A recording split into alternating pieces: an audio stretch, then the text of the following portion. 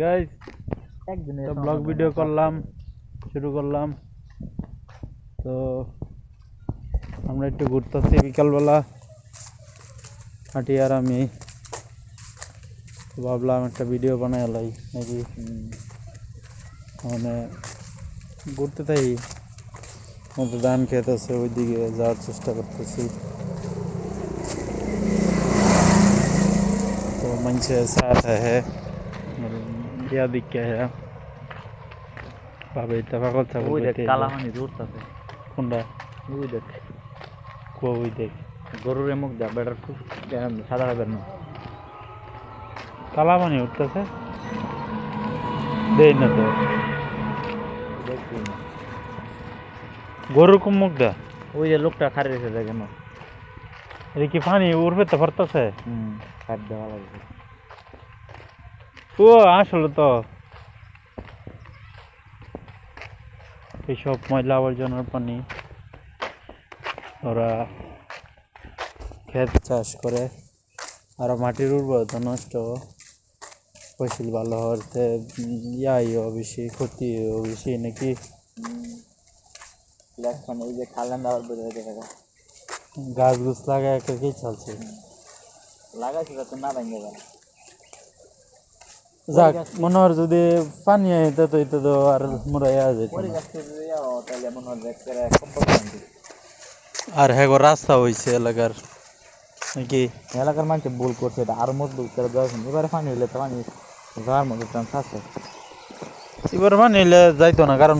ক্যাটফিশের ওই যে হিমুর তুরিয়া নিচে কতেন গভীর এন্দাই পানি যাইব গা বুঝছস আর অতিরিক্ত তাহলে লাইলে উঠতে পারতারে কিন্তু তাকে দরকার জিনিস কি এলাকায় সবাই যত সাদা উঠাইয়া আর ওই যে আডো হুমান যদি আরো টাকা নিয়ে মাটি হালাইতে বাইরেতে ঠিক না তো ডাইরেক্ট উঁচা হয়ে যায় তো ডাইরেক্ট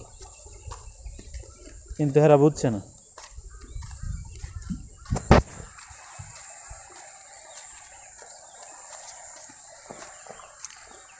এটা মনে করে আরো মাটি হালাইন দরকার আছে কি শাক লাগাইছে পানি দেয় না ওরা দেখছে কোন শাক পালং শাক কেডা লাগাইতা হ্যাঁ দল দেলছে জায়গা হ্যাঁ মন চায় করতে কারণ তার শাখালায় আমি ধরে দিই আগে দল হচ্ছে হুম আগে দল করছে না আগে এটা কেডা দল উঠছে এর আগে আগে তো হ্যাঁ করছে বুঝতে পারছি হ্যাঁ করতো না কাদির মামুন কেডা উঠছে আগে তো অনেক আগে তো বাদ দিচ্ছে কিয়া বলছে না আগে আমরা ধান করতে রোয়া লাগাইতে ধান করে না সে ধান ক্ষেত করে না হতে পারে এ দিবা দাম হয়ে গেছে গে খালো পুকুরে ফেললে ওখানে একটু বুঝা যায় যে গভীর গভীর ইন্দুর হ্যাঁ আইয়া টাল হয়ে গেছে খাও নো ফা মনে ইচ্ছা মতো মাছ খাইয়া ইমোটা খাল দেন সুপান খাইছি খালে সুবাইন খাইছে যেই সিরে চলে আড়ে গাড়ে তাই এরা এখন কাম হয়েছে আড়ে গাড়ে হ্যাঁ আমার একটা জিনিস তার কারণে হা বয় না হ্যাঁ বয় না গুইলাই গুল্লার হাফ বেজে কি হাফ গুল্লার বিদিশে নেবেন মারা গেলে গিয়েছে কিসে কি যাইতেছে কেন আমরা একটা ব্লগ আছে আরে বাল দিয়ে